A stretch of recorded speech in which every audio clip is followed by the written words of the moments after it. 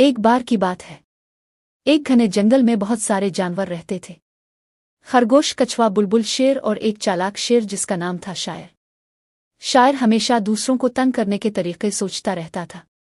ایک دن شاعر نے کچھوے سے کہا، دوست، میں نے بہت سارے میٹھے پھل جمع کیے ہیں۔ کچھوا حیران ہو کر بولا، اتنے سارے پھل کس کے لیے؟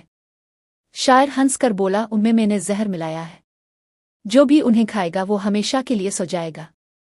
کچھوا گھبرا گیا اور بولا، کیا خرگوش انہیں کھائیں گے؟ شاعر نے کہا، ہاں، مگر جب ہم وہاں سے چلے جائیں گے۔ تھوڑی دیر بعد دو ننھے خرگوش وہاں آئے۔ انہوں نے کہا، واہ، اتنے سارے میٹھے پھل، آج تو مزہ آ جائے گا۔ انہوں نے پھل کھانا شروع کیا، مگر جیسے ہی پہلا نوالا لیا زہر نے اثر دکھایا۔ دونوں زمین پر گر پڑے اور مر گئے۔ تھوڑی دیر بعد شاعر اور کچھوا واپس آئے۔ شاعر نے خرگوشوں کو مردہ دیکھا تو زور سے ہنسنے لگا، ہا ہا ہا، میرا پلان کامیاب ہو گیا، اب میں سارے خرگوش ایسے ہی ختم کر دوں گا۔ یہ خبر جلدی ہی چنمن مہاراج تک پہنچ گئی، جو سب خرگوشوں کے بادشاہ تھے۔ چنمن مہاراج بہت دکھی ہوئے۔ انہوں نے کہا، شاعر نے بہت بڑی غلطی کی ہے، کبھی کسی پر اندھا یقین نہیں کرنا چاہیے، لیکن بدلے کا وقت ابھی نہیں آیا، صحیح وقت آنے دو۔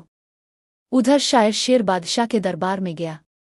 وہ فخر سے بولا، مہاراج، میرا پلان کام کر گیا، میں نے 2 خرگوش مار دیے۔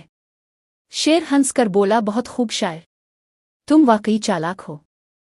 شاعر بولا، اب میں روز نیا طریقہ اپناؤں گا تاکہ سارے خرگوش بھاگ جائیں۔ اگلے دن شاعر بلبل کے پاس گیا۔ شاعر نے کہا، دوست، مجھے تمہاری مدد چاہیے، جا کر خرگوشوں کو کہو کہ میں نے انہیں مارنے کی قسم کھائی ہے، اگر وہ جنگل نہیں چھوڑیں گے تو مر جائیں گے۔ بلبل بھولی تھی، اس نے شاعر کی بات مان لی۔ وہ اڑ کر خرگوشوں کے پاس گئی۔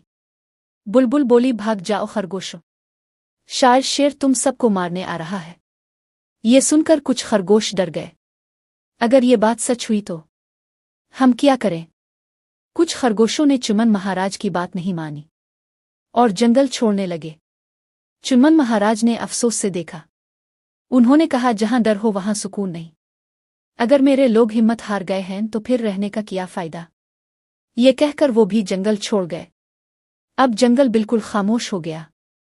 شاعر شیر خوش تھا، اسے لگا کہ وہ جیت گیا، مگر اسے یہ نہیں معلوم تھا کہ ایک دن چنمن مہاراج واپس آئیں گے، اور اس دن شاعر کی چالیں ہمیشہ کے لیے ختم ہو جائیں گی۔